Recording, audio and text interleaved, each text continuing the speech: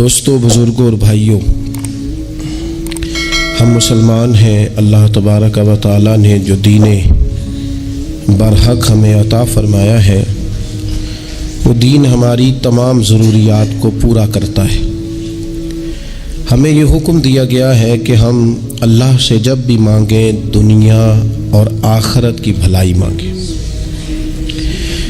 ہمارے ہاں چونکہ ایک بڑا طبقہ ایسا ہوتا ہے الا ماشاء اللہ جس کو دنیاوی ضروریات پوری طرح گھیر لیتی ہیں اور دنیا داری کے مسائل ذہن پر، دل پر پوری طرح حاوی ہو جاتے ہیں۔ ہر وقت تصور یہی رہتا ہے کہ کسی طریقے سے میری دنیا داری مضبوط ہو جائے، میری دنیا داری مکمل ہو جائے، میرے روزمرہ کے کام پختہ ہو جائیں۔ اس کا لازمی نتیجہ یہ نکلتا ہے کہ انسان دینی کاموں کو بھی معاذ اللہ دنیا کے لیے کرنا شروع کر دیتا ہے۔ کعبۃ اللہ میں جا کر بھی، بیت اللہ شریف کا طواف کر کے بھی، حجر اسود کے بوسے کے بعد بھی، مقام ابراہیم پر نفل پڑھنے کے بعد بھی، حتیٰ کہ نبی اکرم صلی اللہ علیہ وسلم کی بارگاہ عالی مرتبت کی حاضری کے دوران بھی الا ماشاء اللہ لوگ دنیا ہی مانگتے رہتے ہیں۔ میرا فلانا کام ہو جائے، میرے بچوں کے معاملات سنور جائیں، فلاں کا مستقبل بہتر ہو جائے۔ دنیا کی خیر اللہ سے مانگنا برا نہیں، لیکن صرف دنیا ہی مانگنا اور اپنی آخرت کو فراموش کر دینا۔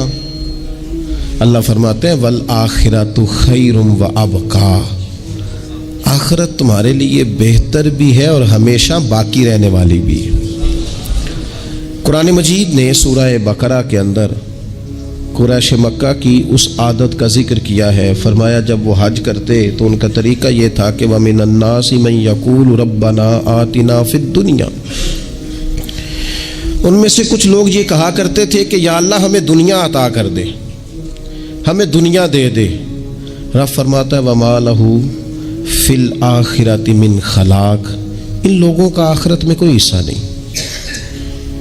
مانگی بھی ہے تو صرف دنیا، حج کر کے بھی دنیا، اللہ کے گھر جا کے بھی دنیا، شیخ کا بیعت ہو کے بھی دنیا، دینی محفل سے مراد بھی یہ، دینی اجتماعات کر کے بھی، دینی مدارس قائم کر کے بھی، خانقاہ کا مسجد کا ماحول بنا کے بھی، اس سے بھی مطالبہ فقط دنیا کا۔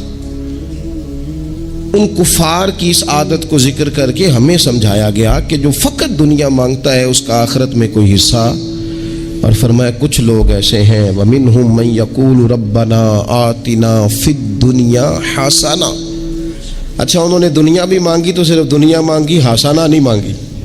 اور یہاں فرمایا کچھ لوگ ایسے ہیں جو رب سے کہتے ہیں یا اللہ ہمیں دنیا میں بھی بھلائی عطا فرما، دنیا بھی دے تو حسنہ دینا، وہ دنیا دینا جو ہمارے دین کو تقویت دے، وہ دنیا دینا جو ہمارے اعمال حسنہ کو مضبوط کرے، دینی معاملات کو تقویت دے، دنیا بھی وہی عطا فرما۔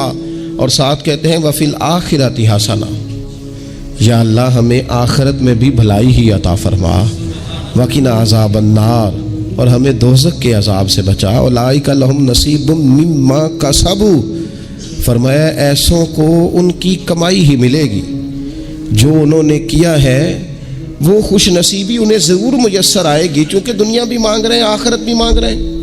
ہمیشہ کوئی بھی کام کریں کسی قسم کا بھی، اس میں یہ دیکھیں کہ کیا اس میں میرے لیے کوئی ذخیرہ آخرت بنے گا، کیا یہ کام میری قبر میں، حشر میں، قیامت میں میرے لیے کوئی فائدہ مند ہوگا۔ میں بڑے درد سے عرض کرتا ہوں بعض لوگ دینی کام کرتے ہیں اور ان سے جب سوالات کیے جاتے ہیں تو وہ بعض اوقات تکلیف دہ معاملہ ہو جاتا ہے کہ اس دینی کام کے پیچھے بھی وہ والا خلوص نہیں جو ایک مسلمان کا رب و رسول کے ساتھ ہونا چاہیے، اس دینی کام کے پیچھے بھی کچھ دنیاوی مقاصد موجود ہیں۔ تو اگر بڑی پگڑی اور بڑے جبے کے پیچھے بھی ایک دنیا دار چھپا ہوا ہو، لوگوں کو تو دھوکہ دیا جا سکتا ہے، رب و رسول کو تو نہیں نہ دیا جا سکتا۔ وہاں تو دلوں کا خلوص ہی پہنچتا ہے، وہاں تو نیتوں کا حسن ہی پہنچتا ہے۔ تو اللہ تبارک و تعالیٰ سے جب بھی سوال کیا جائے دنیا اور آخرت کی بہتری کا سوال کیا جائے۔ ایک لفظ ہے حدیث پاک میں جس کو عافیت کہتے ہیں، ترمذی شریف میں حضرت سیدنا عباس بن عبد المطلب رضی اللہ تعالیٰ عنہ، آپ کی روایت موجود ہے، فرماتے ہیں میں نبی پاک صلی اللہ تعالیٰ علیہ وسلم کی خدمت عالی مرتبت میں حاضر ہوا تو میں نے عرض کی یا رسول اللہ صلی اللہ تعالیٰ علیہ وسلم، مجھے ایسی چیز بتائیں جو میں اپنے رب سے مانگوں۔ چیز مانگنی ہوتی ہے نا، بعض اوقات موقع ملتا ہے تو کئی دفعہ انسان امتحان میں آ جاتا ہے کہ اب مجھے موقع مل گیا ہے، مجھے کہا گیا کچھ مانگ لو تو بھلا میں کیا مانگوں۔ حضرت عباس بن عبد المطلب رضی اللہ تعالیٰ عنہ نبی پاک علیہ السلام کے پیارے چچا جان ہیں، عرض گزار ہیں یا رسول اللہ صلی اللہ علیہ وسلم مجھے بتائیے میں اپنے رب سے مانگوں تو کیا مانگوں؟ تو حضور نے فرمایا رب سے عافیت مانگو۔ کہتے میں کچھ دن رکا، کچھ دنوں کے بعد پھر حاضر بارگاہ ہوا اور عرض کی یا رسول اللہ صلی اللہ تعالیٰ علیہ وسلم مجھے بتائیے میں اپنے مالک سے مانگوں تو کیا مانگوں؟ تو حضور نے پھر فرمایا اللہ سے مانگنا تو عافیت مانگنا۔ بزرگ فرماتے ہیں یہ عافیت کیا ہے؟ عافیت یہ ہے کہ یا اللہ ظاہری پریشانیاں، باطنی پریشانیاں، اے اللہ ظاہر کے میل کچیل بھی دور ہو جائیں، باطن کے بھی دور ہو جائیں، اے اللہ ہر معاملے میں، ہر آزمائش میں، ہر دکھ میں ہمیں تیری پناہ نصیب ہو جائے، یہ عافیت ہے۔ اور صوفیہ کرام فرماتے ہیں عافیت سے بڑی نعمت کوئی نہیں اگر کسی کو میسر آئے تو، عافیت سے بڑا حسن کوئی نہیں اگر کسی شخص کو یہ نصیب ہو جائے۔ اور ایک اللہ والے نے تو ایک اور بڑا خوبصورت ترجمہ یہاں کیا ہے، وہ کہتے ہیں عافیت کا مطلب ہے دل کا قرار، عافیت کا مطلب ہے باطن کا سکون، عافیت کا مطلب ہے انسان کے مزاج کا حوصلہ، ٹھنڈک، بردباری۔ جس بندے کو عافیت نصیب ہو جاتی ہے گویا اللہ اسے سکون کی دولت عطا فرما دیتا ہے، تھوڑے پیسوں میں بھی سکون، بغیر شہرت کے بھی سکون، کوئی بات مان لے تب بھی سکون، کوئی دھتکار دے پھر بھی سکون، لوگوں کی گڈ بک میں ہو پھر بھی سکون، اور اگر لوگ سارے مخالفت میں آ جائیں تو چونکہ اللہ نے عافیت دی ہے پھر بھی سکون۔ اللہ تعالیٰ نے ان لوگوں کو قرار کی دولت، اللہ سے عافیت مانگی جائے، اس میں دنیا کی بھی بھلائی شامل ہے، آخرت کی بھی بھلائی شامل ہے۔ نبی اکرم صلی اللہ تعالیٰ علیہ وسلم توجہ دلاتے کہ اللہ سے تم عافیت مانگو، ہمارا نہ جی، کیونکہ سب سے بڑا مسئلہ روحانی تربیت کا ہے۔ ہمارے ہاں باتیں ڈھیر سارے لوگوں کو آتی ہیں اور بہت زیادہ آتی ہیں، منصوبہ بندی کرنا، پلاننگ کرنا، اپنے معاملات کو خود سے کیسے لے کے چلنا ہے، کیسے ٹھیک کرنا ہے، اپنے حق میں دنیا کو کس طرح قائل کرنا ہے، یہ ڈھیر سارے لوگوں کو آتا ہے، اور اپنے حق میں دلائل کس طرح قائم کرنے ہیں، اس میں بہت سارے لوگ خود کفیل ہوتے ہیں، انہیں کسی سے مشاورت کی بھی ضرورت نہیں ہوتی۔ لیکن اللہ کی بارگاہ سے اپنا رشتہ کیسے جوڑنا ہے، مالک سے کرم کا سوالی کس طرح کر کے ہونا ہے، اللہ سے عافیت کا سوال کیسے کرنا ہے، یہ چونکہ روحانی تربیت میں ہمارا مزاج نہیں ہوتا لہذا ہم اس طرف جاتے نہیں، ہم وہ اپنی مرضی کی چیزیں، یعنی وظیفہ پوچھ کے گئے ہیں ایک صاحب، کچھ عرصے کے بعد آئے ہیں تو آ کے کہتے ہیں مولانا صاحب، پیر صاحب یا قاری صاحب یا فلاں صاحب، کسی سے بھی پوچھ کے گئے کس چیز کو نیک آدمی جانا، پھر لوٹ کر آ کے کہتے ہیں کہ آپ نے وظیفہ بتایا تھا پر کام کوئی نہیں ہوا۔ تو میں تو صاف کہتا ہوں اور کھلے دل سے کہتا ہوں کہ بھائی وظیفہ آپ کو بتایا تھا کہ اللہ کی رحمت متوجہ ہوگی، خدا کی رحمت کو آواز دینے کے لیے وظیفہ دیا تھا، کوئی بھی وظیفہ رب کو مجبور تو نہیں نہ کر سکتا معاذ۔ اور وظائف کس لیے پڑھے جاتے ہیں کہ جلدی سے معاملات ٹھیک ہو جائیں، میرے حق میں چیزیں بہتر ہو جائیں، تو اللہ کی رضا کے لیے پڑھے جاتے ہیں۔ تو وظائف کو، عبادات کو، نوافل کو، تلاوت کو، درود پاک کو تو رضا الہی کا ذریعہ بنانا چاہیے، لیکن ہم چونکہ ایک پورا الجھاؤ رکھتے ہیں اپنی دنیا داری کے معاملات سیدھے کرنے میں، ایک پورا خیر رکھتے ہیں۔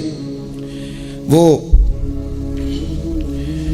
لوگ ملتے رہتے ہیں مختلف بزرگوں کی نسبت کے تعلق سے، تو بعض جگہوں پہ بعض لوگ بڑے تیز ہوتے ہیں، یعنی ان سے آپ کی ملاقات ہوتی ہے تو بندے کو محسوس ہوتا ہے کہ یار اسے تو پہلے ہی ساری باتوں کا پتہ ہے، اور کئی دفعہ ان سے ملنے کے بعد احساس ہوتا ہے کہ یار اس سے تو تھوڑا سیکھ ہی لیتے تو بہتر تھا، یہ تو بات بڑی آگے نکل گئی۔ سارا پتہ ہوتا ہے، باشعور ہوتے ہیں، لیکن ڈر آتا ہے اللہ سے۔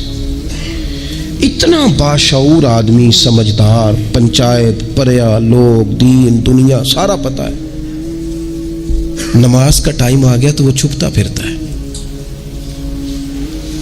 اس کی طبیعت پر بوجھ بن رہا ہے معاذ اللہ اللہ کے حضور حاضر ہونا. اسے خیر کا کام کرنا پڑ رہا ہے تو وہ ادھر ادھر نکلتا جا رہا ہے. تو سوال یہ ہے کہ پھر یہ شعور کا کیا مطلب رکھا ہوا ہے ہم نے؟ پھر اللہ سے دعا کرنے کی ضرورت نہیں. وہ حضرت عارف رومی رحمۃ اللہ تعالی علیہ فرمایا کرتے تھے بعض لوگوں کو رب سارا کچھ دیتا ہے، سجدے کی توفیق نہیں دیتا. اس کا مطلب یہ ہے کہ وہ کہتا ہے یہ سارا کچھ لے اور نکل جا، میرے گھر نہ آنا، رکھ سارا کچھ پاس.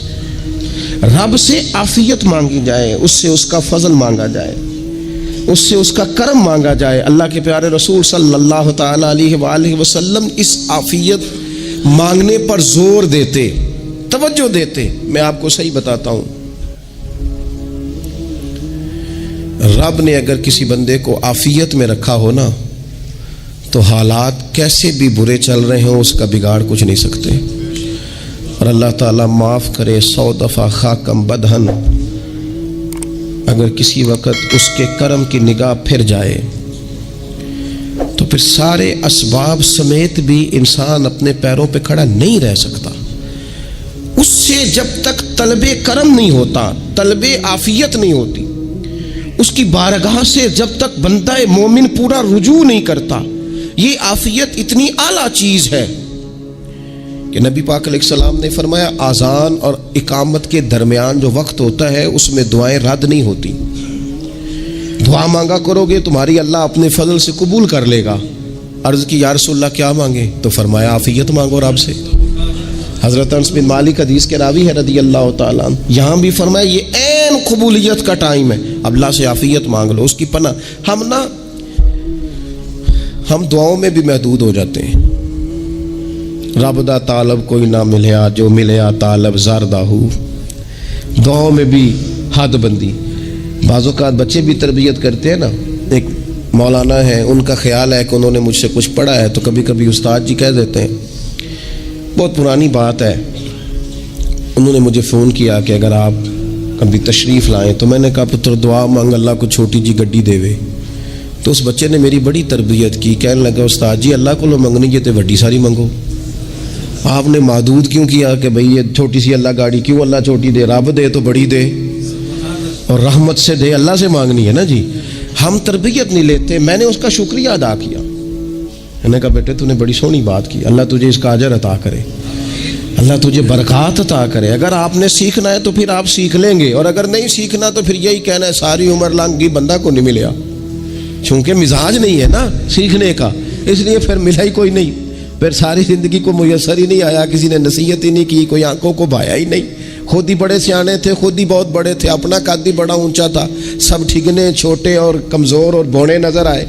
عزیز بھائی، جب عافیت، ایک بزرگ تھے ہر وقت اللہ سے عافیت مانگتے تھے، ہر وقت اللہ سے عافیت مانگتے تھے، ہر وقت عافیت مانگتے تھے. لوگوں نے پوچھا، لوگ ان کو صالح جانتے تھے، نیک سمجھتے تھے کہ حضور آپ اور کوئی دعا مانگتے نہیں، عافیت ہی مانگتے ہیں. فرمانے لگے میں مانگا کرتا تھا شروع میں، بعد میں خیال آیا ہے اور بھی دعائیں مانگا کرتا تھا، یہ احساس بعد میں نصیب ہوا. فرماتے میں مزدوری کرتا تھا، مال برداری کرتا تھا، ایک جگہ پہ ڈیوٹی کر رہا تھا تو تھک گیا، اور وہ جو کام لینے والے لوگ تھے ان کا رویہ بھی بڑا ترش تھا، تکلیف ہوئی. تو میں نے اپنے مالک کی بارگاہ میں عرض کی مالک اگر 2 روٹی بغیر مجھے مشقت کے مل جائے دن میں تو تیری بارگاہ تو بڑی کریم ہے. کہتے ہیں میں نے یہ دعا مانگ لی. ذرا میں تھوڑا آگے بڑھا تو 2 بندے آپس میں لڑ رہے تھے، میں ان کی صلح کرانے کے لیے، انہیں بچانے کے لیے آگے بڑھا تو میں جس کو چھڑا رہا تھا دوسرے نے میرے اوپر ضرب لگا دی، میرا بھی سر پھٹ گیا. تھوڑی دیر کے بعد وہاں پولیس آ گئی، وہ تینوں کو لڑنے والا سمجھ کے اٹھا کے لے گئے، مجھے جیل ہو گئی. 2 روٹیاں بغیر مشقت کے روز ملنی شروع ہو گئی. دعا مانگی تھی نا کہ یا اللہ 2 روٹیاں مل جائے نا بغیر مشقت کے. کہتے وہ 2 روٹیاں روز ملتی، کوئی کام نہیں کرنا پڑتا تھا، پر جیل ہو گئی.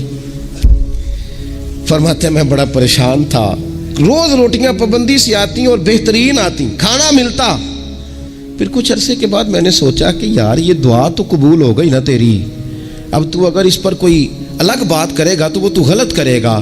کہتے پھر خود ہی میرے دل میں اللہ نے بات ڈالی اور میں نے عرض کی مالک 2 روٹیاں نہیں، مجھے تو عافیت چاہیے. مجھے تو عافیت دے، میرے اوپر تو کرم فرما، تو نظر رحمت کر، جے ایک قطرہ بخشے مینوں، جے ایک قطرہ بخشے مینوں تے کام بن جاندا ہی میرا، مہربانی کر، عافیت عطا کر۔ فرماتے پھر خدا نے کرم کیا، کہاں سے اسباب بنے میرے جیل سے چھوٹنے کے، کون کون میرے ضمانتی بنے اللہ ہی جانتا ہے۔ فرماتے ہیں دروازے بھی کھل گئے، رزق بھی ملتا ہے، صحت بھی میسر ہے، سجدہ بھی کر لیتا ہوں، سویرے تلاوت بھی کرتا ہوں، شام کو مدینے والے کی بارگاہ میں رج کے درود و سلام بھی عرض کرتا ہوں، میں ممکن ہوتا ہے تو کسی غریب کی داد رسی بھی کرتا ہوں۔ اب سمجھ آئی ہے، ربنا آتنا فی الدنیا حسنۃ وفی الآخرۃ حسنۃ وقنا عذاب النار۔ اب سمجھ آئی ہے رب سے جب بھی مانگنا ہے عافیت ہی مانگنی ہے، اس سے کرم مانگ۔ ہم نے محدود دعائیں رکھی ہوئی ہیں، محدود، وہ جی فلانا کام میرا ہو جائے تو بھئی وہ ایک ہو گیا، اس کے بعد پھر نئی ٹینشن بن جائے گی، نہیں میں جی بچوں کی شادی کر لوں جی پھر میں فارغ ہوں۔ آپ شادی کر کے دیکھیں، لاگ پتہ جائے گا کیسے فارغ ہوتے ہیں۔ آپ یہاں رکتے کیوں ہیں؟ آپ خدا سے عافیت کیوں نہیں طلب کرتے؟ اس کی بارگاہ سے وہ کیوں نہیں مانگتے کہ جو ایک قطرہ ملے تو دنیا اور آخرت کے سارے کام ہو جائے؟ اس سے اس کی رحمت کا سوال کرے، اس سے اس کے کرم کا سوال کرے۔ اللہ کی بارگاہ میں بھی حاضر ہونا اور جچی تلی اور جناب ناپ تول کر اور محدود چیزوں کا سوال کرنا، مالک سے مانگے، اور وہ جب دیتا ہے تو دیتا بھی بے حساب ہی ہے۔ وہ جب عطا کرتا ہے تو کرم کے دروازے کھول کے عطا کرتا ہے، ورنہ تو ایک الجھن سے انسان نکلتا ہے دوسری میں الجھ جاتا ہے، ایک گتھی کو سلجھاتا ہے۔ پھر اقبال رو پڑے تھے، کہنے لگے میں عقل کی گتھیاں سلجھا چکا ہوں، یا رب مجھے صاحب جنوں کر دے۔ اللہ یہ بڑا میں نے ہیر پھیر دیکھ لیا، مجھے دیوانہ بنا، اب مجھے جنون ہو، اب میں کسی کے لیے رویا کروں، اب میں کسی کی یاد میں تڑپا کروں، اب میں رات کسی کے لیے میری آنکھیں بیدار رہیں۔ یہ بڑی ہو گئی دنیا داری، عقل کی گتھی حالانکہ نہیں سلجھتی، پر اقبال کہتے ہیں عقل کی گتھیاں سلجھا چکا ہوں، یا رب مجھے صاحب جنوں کر دے۔ اور پھر کہنے لگے بجھی عشق کی آگ اندھیر ہے، اب یہ مسلمان نہیں، یہ خاک کا ڈھیر ہے، تو مٹی بن کے رہ گیا۔ کیا کہاں اپنی ساری توجہات کا قبلہ کس چیز کو؟ میرے عزیزو اللہ سے عافیت۔ نبی پاک علیہ الصلوۃ والسلام نے ایک شخص سے پوچھا کیا دعا مانگ رہے ہو؟ تو اس نے کہا یا رسول اللہ میں اللہ کی بارگاہ میں صبر کا سوال کر رہا ہوں۔ تو حضور فرمانے لگے صبر تو مصیبت پر ہوتا ہے۔ یا رسول اللہ پھر کیا مانگو؟ آپ ان جملوں اور لفظوں کی گہرائی کو سمجھیں، صبر کے لیے تو پہلے مصیبت آئے گی پھر صبر آئے گا۔ تو یا رسول اللہ کیا مانگوں؟ فرمایا تو رب سے عافیت مانگ۔ مانا کیا ہے؟ مصیبت آئے کیوں؟ اللہ تجھے اپنی حفاظت کے حصار میں لے لے، وہ وقت ہی کیوں آئے کہ جب تیری طبیعت الجھ جائے، جب تو پریشان ہو جائے، جب تو تو اللہ سے عافیت مانگنا۔ جب تو عافیت مانگے گا تو اگر کبھی مشکل آئے گی بھی نا تو خدا پھر اپنے فضل سے مشکل سے نکلنے میں رستہ بھی بڑی جلدی عطا فرمائے گا اور تیرے اوپر فضل فرمائے گا۔ اگر عافیت، یہ جو ہم نبی پاک کی امت ہے نا، تو یہ ہمارے گرد اللہ کے فضل اور اس کی رحمت کا حصار ہے، یہ حصار ہے ہمارے گرد۔ وہ درویش نے کہا تھا نا کہ کروں شکر کتنا اور کروں فخر کتنا کہ تیرے کرم نے مجھے فائز المرام کیا، دیکھو بنا کے سید عالم کا امتی مجھ کو گناہ سے پہلے ہی بخشش کا انتظام کیا۔ ابھی میں نے غلطی کی نہیں لیکن مجھے حضور کا غلام بنا دیا، بخشش کا بندوبست پہلے ہو گیا۔ اپنے مالک سے، بیمار بھی اس سے عافیت مانگے، مقروض بھی اس سے عافیت مانگے، بے اولاد بھی اس سے عافیت ہی مانگے، صاحب اولاد بھی اس سے عافیت ہی مانگے، جو دولت کے حصول کے رزق حلال کے خواہش مند ہیں وہ بھی اس سے عافیت مانگے، اور جن کی جھولی اس نے بھر دی ہے وہ بھی اپنے رب سے عافیت ہی مانگے۔ مالک سے جب سوال کرے، ایک بزرگ تھے انہوں نے تو اپنی انگوٹھی میں لکھوا لیا تھا کہ یا اللہ مجھے عافیت عطا فرما، مگر جب بھی دیکھتا ہوں یاد آ جاتا ہے کہ اللہ سے عافیت مانگنی۔ اپنے مالک کی بارگاہ کے اندر دیکھو، میں نے دیکھا ہے وہ کسی نے کہا تھا کہ تیری خواہش ہے کہ وہ تیری آرزو کرے پوری، اور میری خواہش ہے کہ تیری آرزو بدل جائے۔ کچھ لوگ ایسی خواہشات بھی لے کے آتے ہیں کہ جو پوری نہ ہو تو بہتر ہوتا ہے، اس لیے آپ کو پتہ ہے موت مانگنا جائز نہیں دین میں. مصائب سے گھبرا کر، مشکلات سے گھبرا کر، زندگی کے مد و جزر سے پریشان ہو کر موت کا سوال کرنا جائز نہیں. کس طرح جائز ہے؟ ان لفظوں کے ساتھ دعا کر سکتا ہے کہ یا اللہ جب تک میری زندگی بہتر ہے مجھے زندہ رکھ، اور جب میرا دنیا سے جانا بہتر ہے پھر تو مجھے اپنی بارگاہ میں بلا لے. یہ بھی کیا ہے؟ یہ بھی عافیت کا سوال ہی ہے کہ یا اللہ رکھ بھی تب تک جب تک رہنا بہتر ہے. نبی پاک نے بھی ارذل العمر ہونے سے پناہ مانگی. ہمارا یہ مزاج بن گیا ہے کہ ہم اپنے حق میں ایسی چیزوں کا سوال کر رہے ہوتے ہیں جو کئی دفعہ ہمیں مل جائیں تو ہمارا نقصان کریں. قرآن حکیم ایک جگہ پہ اللہ کریم نے فرمایا ہے کہ اگر سب لوگوں کو مال دے دوں تو بغاوت کریں، فساد ہو جائے. کیا مانا؟ کہ اپنا نقصان کر بیٹھے لوگ. ہم اپنے مالک کی بارگاہ میں بعض ایسی چیزوں کے سوالی ہیں کہ جو ہمارے لیے ٹھیک نہیں ہے، ہمیں اس کے کرم پر چھوڑنا ہے، اس سے عافیت مانگنی. اور بعض لوگ، کیونکہ میں کہہ چکا ہوں شروع میں کہ ہماری دینی روحانی تربیت نہیں ہوتی اور ہم کہیں سے باقاعدہ اسباق لینے کے قائل ہی نہیں ہوتے، پوری تربیت کا ہمارا مزاج نہیں ہوتا، اپنی عقل اور اپنا شعور اور اپنے حساب سے ہم زندگی کو بتانا چاہتے ہیں. اور یہ جو میرا دور ہے یہ ویسے ہی الجھا ہوا زمانہ ہے، اللہ ماشاء اللہ، پتہ نہیں کوئی کیا بول رہا ہے، کوئی کیا کہہ رہا ہے، ایسے ہے جیسے کوئی میلہ لگا ہوا ہے اور کان پڑی آواز سنائی نہیں دے رہی. جس کی دکان پر کوئی گاہک نہیں وہ بھی کہہ رہا ہے لائنیں بنا لو. ایسا الجھا ماحول ہے اور ایسی آزمائش ہے کہ لوگ بیچارے پریشان ہیں. دیکھیں جب تربیت کے ساتھ انسان آگے بڑھتا ہے نا، ہمارے پاس مقتدا ہے اللہ رسول کا کلام، ہمارا پیشوا ہے رب رسول کا فرمان. جب ہم کتاب و سنت کی روشنی میں آگے بڑھتے ہیں تو پھر ہمارے لیے منزل آسان بھی ہوتی ہے اور قریب بھی ہوتی. پھر ہمارے لیے آگے کی طرف سفر کرنا، آگے بڑھ جانا یہ آسان ہوتا ہے. آپ غور کریں جو لوگ دنیا میں کامیاب رہے، بھلا کس طرح کامیاب رہے؟ وہ اس طرح کامیاب رہے کہ انہوں نے نا اپنے رب سے عافیت مانگی. اللہ تعالیٰ نے خود بخود ان کے لیے رستے بنائے. آپ تاریخ پڑھیں گے بعض لوگوں کی تو لگ نہیں رہا تھا کہ وہ اتنی کامیابی حاصل کریں گے. دیکھ لیں آپ حضرت غوث اعظم جیلانی رضی اللہ تعالیٰ عنہ بغداد شریف تشریف لاتے ہیں تو ان کی کیفیت یہ ہے کہ پتے کھا کے گزارا کرنا پڑتا ہے. یعنی پیچھے کوئی ایسا بیک گراؤنڈ کسی کا بنایا ہوا ادارہ، کوئی بڑی خانقاہ، کوئی بڑے لمبے چوڑے والد صاحب کے مریدین، کوئی بڑا لمبا سلسلہ نہیں مل رہا. ان کو بظاہر پتے کھا کے گزارا کرنا پڑتا ہے، لیکن چونکہ وہ نکلے ہیں اللہ کی مدد کے ساتھ، انہیں اللہ نے تائید دی ہے، فضل فرمایا ہے، تو نتیجہ یہ نکلا ہے کہ 70 ہزار بندہ ایک ایک وقت میں تربیت لینے کے لیے ان کے سامنے موجود ہے. یہ اللہ نے اسباب بنائے ہیں، کیونکہ جب رب عافیت عطا کرتا ہے تو پھر اللہ اسباب بھی پیدا فرماتا ہے. ہمارا ذہن تو تھک جاتا ہے سیاست کرتے کرتے. ہم تو جناب پوری ترتیب سے ہمیں سلیقہ آتا ہے کس طرح کر کے کس بندے کو کیسے قائل کرنا ہے. پورے طور پر ہم وہ ساری زندگی سیاست کرتے رہتے ہیں. وہ خاندانوں میں بھی چلتی ہے، گلی محلے میں بھی چلتی ہے، دوستوں میں بھی چلتی ہے، اور بعد میں پتہ چلتا ہے کہ یہ پتے کھیل کون رہا تھا. اصل میں صلح کرانے والا تھا کہ لڑائی کرانے والا تھا. یہ سب کا خیر خواہ تھا، یہ سب کی ذہن کے اندر فطور کی آمیزش ہی اس شخص کی وجہ سے تھی. ہم چونکہ وہ خاص عافیت اللہ سے نہیں مانگتے، ہماری مخصوص سیاست ہوتی ہے سبھی کو راضی رکھو. اس کا نتیجہ یہ نکلتا ہے کہ ایک ٹائم آتا ہے کوئی بھی راضی نہیں رہتا. ہم اگر اپنے مالک کی طرف رجحان کریں اور اللہ نے جو ہمیں شعور دیا ہے اس شعور کو لے کر اللہ کی بارگاہ کی طرف بڑھیں. آپ یقین کریں اعلیٰ حضرت بریلوی رحمۃ اللہ علیہ کی کتابیں ہیں، ایک ایک کتاب پر PhD ہو رہی ہے،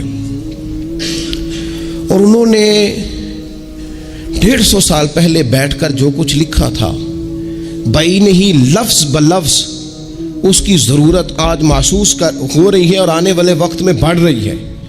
لیکن ان کے پاس کوئی ٹیم نہیں تھی، 50 لوگ نہیں تھے جو ان کے پاس بیٹھ کے لکھواتے، اپنا پریس نہیں تھا، ایسے لوگ نہیں تھے کہ جن کو پتہ ہوتا کہ کتاب ہم کل چھاپیں گے اور اتنے فیصد یہ مارکیٹ میں نکل بھی جائے گی. ایسا کچھ نہیں تھا.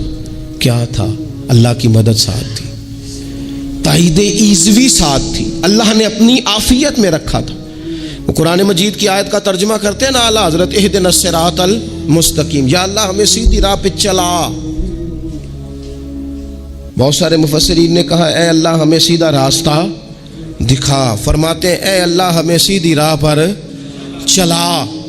تو کسی نے کہا حضور یہ چلا اور دکھا میں کیا فرق ہے؟ فرمانے لگے دکھانے کا مطلب یہ ہوتا ہے کہ کسی نے پوچھا میں نے گجرانوالہ جانا ہے، تو دکھانا یہ ہے کہ اسے کہا یہاں سے باہر نکلو، روڈ پہ چڑھ جاؤ، سیدھے جاؤ گے، ایک پول آئے گا اسے کراس کرنا، نیچے اترنا، وہاں سے شہر شروع ہو جائے گا۔ پھر اس نے اگر کوئی اندرونی جگہ شہر کی پوچھ لی تو اس کو کہا کہ رائٹ ہو جانا، پھر لیفٹ ہو جانا، پھر آگے کسی سے مزید یہ ہے راستہ دکھانا اور ایک ہے چلانا۔ اس نے کہا میں نے گجرانوالہ جانا ہے، تو اس نے کہا ساتھ بیٹھنا میری گاڑی پہ، جہاں تو نے جانا ہے میں چھوڑ کے آتا ہوں۔ یہ راستے پہ چلانا ہے، یہ مقام تفکر ہے، آپ اس پر غور فرمائیں گے۔ کہتے ہیں یا اللہ تو ہمیں راستہ دکھائے گا اور دکھاتا ہے، لیکن چاروں جانب شیطان بھی تو بیٹھا ہے نا، فتنے بھی تو ہے نا، تو اگر تیری رحمت ساتھ ساتھ رہے، مانا کہ محبت کے سفر میں ہر گام پہ 100 مشکل ہے، لیکن یہ سفر آسان بھی ہے اگر ساتھ تمہارا ہو جائے۔ اگر تو ساتھ چلے تو پھر یہ سفر مشکل ہے۔ وہ ہارون رشید نا اپنے محل کی چھت پہ ٹہل رہا تھا، سب سے اوپر والے چوارے پر، نیچے سے حضرت بہلول دانا گزر رہے تھے، اوپر اس کے ساتھ سپاہی بھی تھے، گن مین بھی تھے۔ اس نے کہا یہ بابا تو ذرا اوپر اٹھاؤ۔ انہوں نے ایک ڈولی، ایک ٹوکری سمجھ لیں، اس کو رسیاں باندھ کے نیچے پھینکا۔ نیچے جو سپاہی تھے ان کو کہا کہ یہ بابا جی کو پکڑ کے اس میں بٹھاؤ۔ انہوں نے جبرن تھاما بابا جی کو، اس میں ڈالا، اوپر والوں نے کھینچ لیا۔ 2-3 منٹ لگے۔ ہارون رشید کے سامنے حضرت بہلول دانا پہنچ گئے تو تھوڑے ناراض بھی ہوئے کہ یہ کوئی طریقہ تو نہیں نا بلانے کا۔ ملاقات ہوئی تو کہا کیوں بلایا؟ کہنے لگا ایک مسئلہ پوچھنا تھا۔ فرمانے لگے بادشاہ ہے نا، تیرے مسئلے پوچھنے کا بھی اپنا ہی انداز ہے، پوچھ مسئلہ۔ کہنے لگا بابا پوچھنا تھا کہ آپ اللہ تک کیسے پہنچے؟ حضرت بہلول دانا چپ کر گئے۔ 2-4 منٹ کے بعد کہنے لگے جس طرح ابھی زمین سے تیرے تک نہیں پہنچا، بالکل اسی طرح ہی پہنچ گیا ہوں رب کریم کی بارگاہ تک، اور وہ بھی جو اس نے کرم فرمایا ہے، ورنہ میں تو نہیں سمجھتا کہ میں پہنچ گیا ہوں، وہ بھی اگر تیری خوش گمانی ہے۔ ہارون رشید کہنے لگا مجھے سمجھ نہیں آئی۔ فرمانے لگے تو بادشاہ جو ہے اتنی جلدی کیسے سمجھ میں آئے گی تجھے بات؟ فرمانے لگے اگر میں تجھ سے ملنا چاہتا نا تو میں ایک درخواست لکھتا، پھر کسی وزیر سے سفارشی سائن کراتا، پھر وہ جمع کراتا، پھر مجھے ٹائم ملتا کہ فلاں دن فلاں تاریخ فلاں ٹائم آ جانا، پھر آ کے میں لائن میں لگتا، پھر بھی تو بادشاہ ہے، تیرا موڈ بنتا ملنے کا کہ نہ بنتا۔ جب میں چاہتا تو پتہ نہیں کتنا ٹائم لگ جاتا، جب تو نے چاہا ہے نا تو 1 منٹ بھی نہیں لگا۔ فرمانے لگے میں نے دعویٰ ہی نہیں کیا کہ میں جد و جہد کر کے پہنچوں گا، میں نے تو رب کی بارگاہ میں عاجزی کی ہے، پھر رب نے ہی کرم فرمایا ہے، اسی نے مہربانی کی ہے۔ مانا کہ محبت کے سفر میں ہر گام پہ 100 مشکل ہے، لیکن یہ سفر آسان بھی ہے اگر ساتھ تمہارا ہو جائے۔ اس کے کرم کا ساتھ رہا ہے، اس سے عافیت مانگی ہے، اپنے آپ کو اس کے سپرد کیا ہے تو اس نے کرم کر دیا۔ جب تک یہ مزاج نہیں ہم بناتے کہ مالک سے عافیت کا سوال کریں، اپنے آپ کو اپنے رب کے حوالے کر دیں، اس کی رحمتوں کے سپرد کر دیں، اتنی دیر تک زندگی میں ٹھہراؤ نہیں آتا، قرار نہیں آتا۔ مشکات میں موجود ہے، اللہ کے پیارے رسول صلی اللہ تعالی علیہ وسلم تیمارداری کے لیے گئے تو صحابہ کرام فرماتے ہیں وہ بندہ نا اتنا پتلا نحیف اور لاغر ہو گیا تھا جس طرح چڑیا کا بچہ ہوتا ہے، کمزوری ضعف طاری تھا۔ تو محبوب کریم نے اسے دیکھا تو بڑے کریمانہ انداز میں کریم فرمانے لگے تو کوئی دعا نہیں مانگتا، تو عافیت نہیں مانگتا اللہ سے؟ عرض کی یا رسول اللہ صلی اللہ تعالی علیہ وسلم، میں نے اپنے رب کی بارگاہ میں عرض کی ہے مالک قیامت کا عذاب بڑا سخت ہے، میں نہیں برداشت کر سکتا، تو نے اگر مجھے کوئی سزا دینی ہے تو یہی دے لے، قیامت کو نہ دینا۔ کہتے ہیں محبوب فرمانے لگے سبحان اللہ، او خدا کے بندے تو رب کی سزا دنیا میں بھی نہیں سہ سکتا، اللہ سے یہ بھی سوال نہ کر، تو رب سے کہہ ربنا آتنا فی الدنیا حسنۃ وفی الآخرۃ حسنۃ وقنا عذاب النار، تو رب سے دنیا میں بھی حسنہ مانگ، بھلائی مانگ، تو آخرت کے لیے بھی بھلائی مانگ، تو اس سے عافیت کا سوال کر، تو نے یہ سوال کیوں کیا؟ عرض کی یا رسول اللہ کرم ہو گیا ہے، مجھے سمجھ آ گئی ہے، اب میں اسی طرح ہی کروں گا۔ عزیز دوستو ہم کہاں سہ سکتے ہیں؟ ہم دنیا میں رب کی سزا ہم نہیں سہ سکتے، ہم کمزور ہیں، تو گرمی نہیں سہ سکتے، شدید سردی نہیں سہ سکتے، شدت کی بھوک لوگ نہیں سہ سکتے، کوئی آزمائش نہیں سہ سکتے۔ وہ جو لوگ بعض اوقات کہہ دیتے ہیں نا جی فلاں چیز ہمارے اعمال کا نتیجہ ہے، تو میں کیا کرتا ہوں، نہ کو یار ہم تو یہ بھی نہیں سہ سکتے، ہم کہاں برداشت کر سکتے ہیں، ہمیں تو وہ معاف ہی فرمائے، ہم حساب والے ہیں ہی نہیں، ہم تو صرف معافی والے ہیں۔ ہم سے نہ حساب پوچھے، اس نے حساب پوچھا تو پھر تو بڑی مشکل ہو جائے گی، اگر اس نے حساب پوچھا تو بڑی رسوائی ہو جائے گی، اگر حساب پوچھا تو مشکلات سامنے دکھائی دینے لگ جائیں گی۔ ہم سے تو وہ درگزر والا معاملہ کرے، ہم سے تو وہ کہے جا میں نے محبوب کے صدقے تجھے معاف کیا، جا تیرے لیے رحمت اور بخشش والا فیصلہ کیا۔ وہ کوئی سبب، اس کی رحمت کسی سبب کو دیکھ لے اور درگزر کر لے۔